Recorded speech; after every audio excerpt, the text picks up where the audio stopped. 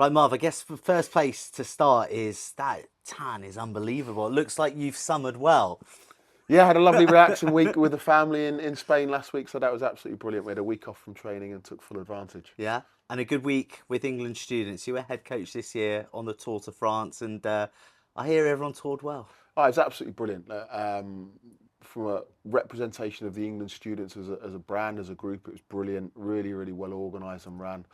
A great week out in France, and the French team was strong, probably stronger than us on the day. But Few top 14 players. yeah, they had some top 14 experience, which was great for our guys. But look, we ran them really close, and fingers crossed, when the crunch comes to England next year, we'll do a job on them. Yeah, like just before we move on, I'd love to know. It's a close knit community amongst the coaches and all of us who kind of work on the league. Yeah. For the players, it's quite unique to all get thrown together. So, what was that like seeing those bonds be forged? It was really interesting.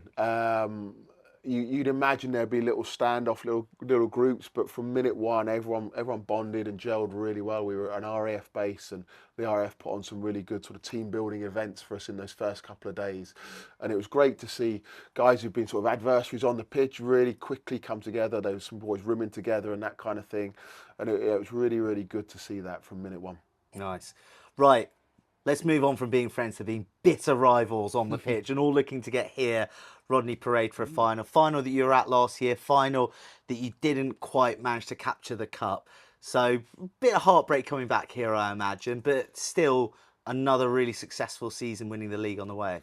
Yeah, I think probably mixed emotions in terms of the pride, of getting here last year. It's always that. What's more important, the league or the cup? That league being good for 18 rounds is more of a marathon, I suppose, and then the cup, potentially 3 games, is that sprint at the end. So can you do both? It's really, really hard, as we found out. But the pride of last year winning that league with the final game of the season against Swansea was absolutely brilliant. And then, look, the cup's always hard. We had a really tough quarter-final against Leeds Beckett, an epic semi-final, as we always do against Exeter whenever we come up against each other, and then the final here. Look, Hartpury were a better team on the day, like no doubt about that. They've been outstanding probably since Christmas. They were brilliant, and yeah, they were great on the day. To be fair to them, Look, that's maybe the final piece of a silverware trilogy with a group that you had at Loughborough. Well, for many sort of guys who've been on that journey, league champions, cup champions, and finally league champions again.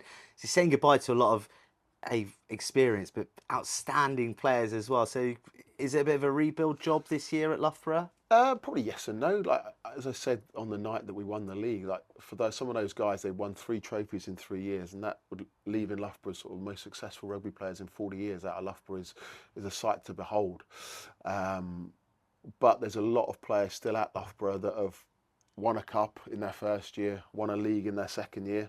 So coming into their third years now, the likes of Owain Evans, Elliot Gorley, to name but 2, with that experience of playing probably upwards of 50 BUCS Super Rugby games in 2 years, there's still a lot of good experienced players there, along with, as we always have, a really keen, hungry group of first-year players coming in, but then also the beauty of us having that National League squad as well. We've got guys who have played 2 years of first-team rugby in National League 2 West, and that sets those sort of guys up for really, really powerful third years. People like the likes of Alex Wainwright last year did that. The likes of Archie Hunter did that as well, coming through that National League programme and then playing BUCS Super Rugby for their final years and performing really, really well. Let's talk about the Oppo. I mean, you've been around this league a long time. You know the teams well, and it's always difficult, isn't it? Because you have that regeneration of players, you have the departures, the incoming. So there's the unknown quantity. But what's your gut telling you? Who are the big rivals for Loughborough? Because I'll say it so that you don't have to say it. But we expect Loughborough to be competing at the top again. That's the beauty of it, isn't it? Like, there's always that saying, pressure's a privilege, and that's great to have. We've always got that sort of on ourselves, and we put that on ourselves, and that's absolutely fine. We live with that. But the beauty of the league is it regenerates every year, so there's always that sort of shock that comes through, but then there's always those perennial teams that are there or thereabouts. So look, I think Cardiff Met will be really, really strong this year.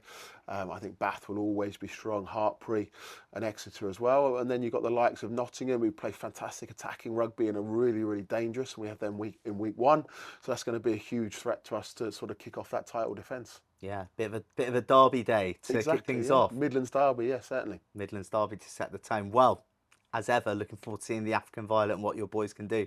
Thank you very much. Cheers, Jay. Marv.